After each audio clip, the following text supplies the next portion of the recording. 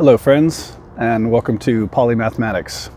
I'm Blake Zeeler, the relationship engineer. Today we're going to have a little conversation about freedom and security in open relationships. It's really tempting for a lot of people, and indeed makes a lot of logical sense, to think of freedom and security as being mutually exclusive or on a continuum, from swinging from one to the other. Like, if my partner has more freedom, then I have less security. And it makes sense that we would think that way. Oftentimes when our partner is off doing something, enjoying themselves with another love, it's easy to think of them as enjoying their freedom while we're left at home to deal with the insecurities that might pop up. Jealousy, the wondering, the imagining, are they having more fun with them than they are with me? Things like that. But I think that thinking confines us. It limits our ways of being in relationships. Freedom and security, in my experience, are actually kind of two halves of the same coin.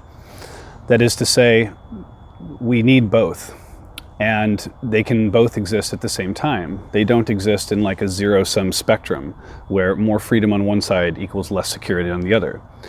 If you think about it, a partner who has less freedom because they have rules placed on them for the other partner's security experiences a feeling of not having so much of their own autonomy. They experience insecurity as a result of having less freedom. Likewise, the partner that is concerned with having more security, if they don't have that security or they're feeling insecure, they're not free. They're not free from their emotions. They're dealing with the heaviness, the weight of having to think about it and process it and all that sort of stuff. And they're not free to just enjoy themselves. So what are we to do? Truly, when we really go into it, freedom and security really both boil down to the same thing: personal responsibility. If we're all taking personal responsibility for the feelings that come up in non-monogamy, and we're all taking personal responsibility for the freedom that we want, the agency that we want, the autonomy to choose our own direction and choose how we're going to interact with our partners or who we're going to see, then essentially we're going for the same thing. We're going for a place of more personal responsibility for what we do, how we feel, how we interact with our partners, and so forth. The two are not actually mutually exclusive. I'm of the feeling that security is not something that your partner can give you. Feeling secure in yourself is really the root of not feeling insecure. And knowing that your partner will choose you and love you and want to be with you, even if they have all the freedom in the world, is really security. Having them promise you, I won't fall in love with another person, or I won't enjoy having sex with another person as much as I do with you.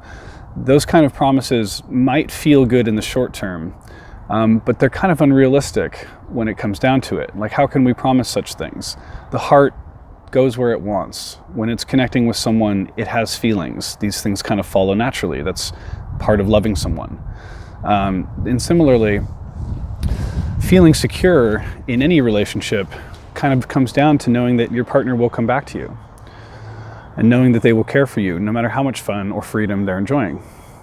So rather than focusing on rules or permissions or ways to constrain our partner's behavior and limit the kind of interactions that they might have with someone, again, while that makes sense to try in the short term, offering your partner the freedom to choose what they're going to do and the freedom to come back to you is the greatest gift you can give. And when they do come back and show up and love you and appreciate you the way that you've always wanted and the way that they always have, what is the feeling that follows? It's a feeling of security.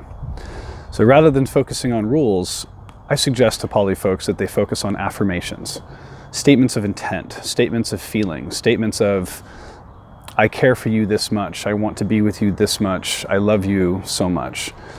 Those are the kind of messages that really matter. Putting constraints, prior limits on what we're going to do, what we're going to say, how we're going to have sex, all those sort of things. Again, they feel good in the short term, kind of like a blanket, but they're easily broken. They're easily infringed upon. Those kind of agreements are a bit fragile because in a moment where someone is enjoying themselves with another person, they mostly want to be free to express themselves. And when they don't feel free to express themselves, they feel controlled, they feel isolated, they feel insecure. So focusing on this trade-off between freedom and security, to me, is a false choice. It's a false dichotomy. It makes sense that we would go there, particularly from a monogamy model. But try it on for size. Taking responsibility for how you feel, where you're insecure, and what you want, and voicing those things to your partner openly and without attachment to them acting in a certain way in order to meet your security or try to make you feel less insecure. Giving both partners a chance to really voice their feelings and put them out on the table and offer each other affirmations, such as, no matter how much fun I have tonight, I'm going to love you just as much tomorrow. Or, no matter how much fun you go have tonight, I'm going to trust that you still care about me and want to come back to me. Try it this way. See how it goes for you. I think you might find that trying to control the shape of things to come, whether it's in your primary relationship or with your side fling or with two partners that have been around for years, let it go. Let people be themselves, let people make their own choices, and trust that they want to be with you. I'll see you next time. Take care, and thanks for watching.